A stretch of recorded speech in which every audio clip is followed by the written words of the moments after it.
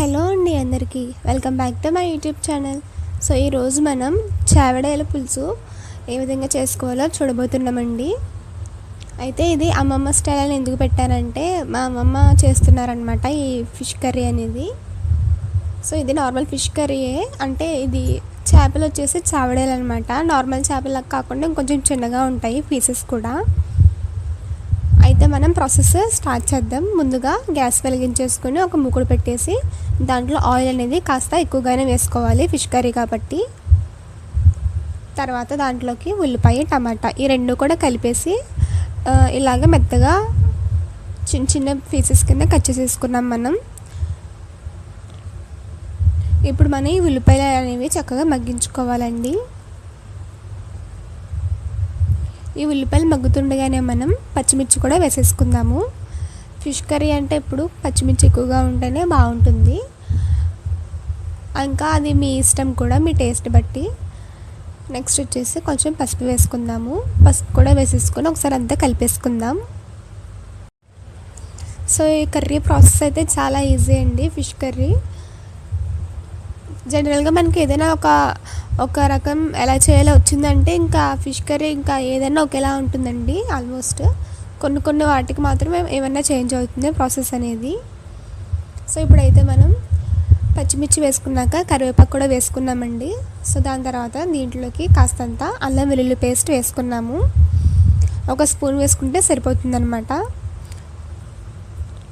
అల్లం వెల్లుల్లి పేస్ట్ వేసేసుకొని చక్కగా కలుపుకోవాలి ఒకసారి. ఆ పచ్చిదనం పోయేంత వరకు కాస్త ఫ్రై చేద్దాము. ఈలోపు మనం చేపలు అయితే ముక్కల కింద చక్కగా కొట్టించేసుకున్నాము, క్లీన్ చేసేసుకున్నాము. ఇలాగ ఒక గిన్నెలో తీసుకున్నామండి. దీంట్లోకి తగినంత కారం అలానే ఉప్పు వేసేసుకున్నాము. వేసేసుకొని చక్కగా అంతా అంటేలాగా చూసుకోవాలి. ఇప్పుడు ఆ ఫిష్ ముక్కలు ఏవైతే ఉన్నాయో దీంట్లోకి వేసేసుకుందాం. వేసేసుకొని ఒకసారి అయితే కలిపేసుకుందాము. కలిపేసుకొని కాస్త అలా పక్కకు పెట్టి ఉంచుదాం.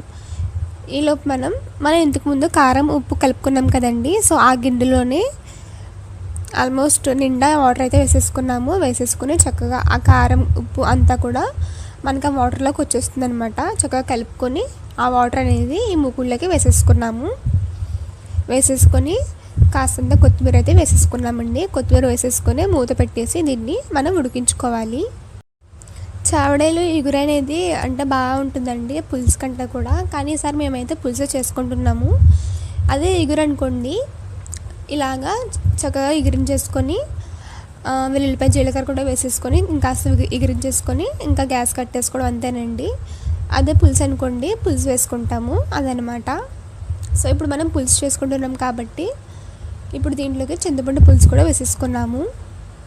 పులుసు వేసేసుకొని అంతా ఒకసారి కలిపేసుకొని పులుసు కానీ అంత ఉప్పు కానీ అంత సరిపోలేదా అని ఒకసారి చూసుకుందాం మనం. సరిపోలేదంటే ఒకసారి వేసేసుకోవచ్చు అనమాట.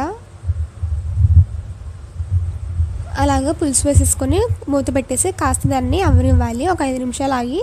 సో దాని తర్వాత దీంట్లోకి వెల్లుల్లిపాయ జీలకర్ర మసాలా అనేది వేసుకోవాలండి. ఇది కూడా ఒక స్పూన్ వేసుకుంటే సరిపోతుంది. ఫిష్ క్వాంటిటీ బట్టి కూడా ఉంటుందండి.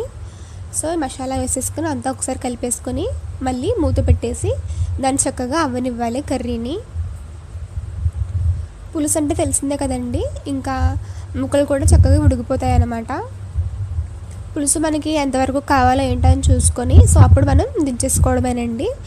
ఫైనల్గా మనకి చావడేలు పులుసు కూర రెడీ అండి. ఇలాగ కొత్తిమీర వేసేసుకొని ఒక 5 నిమిషాలు ఉంచి గ్యాస్ కట్టేసుకుంటే మనకి రెడీ అండి.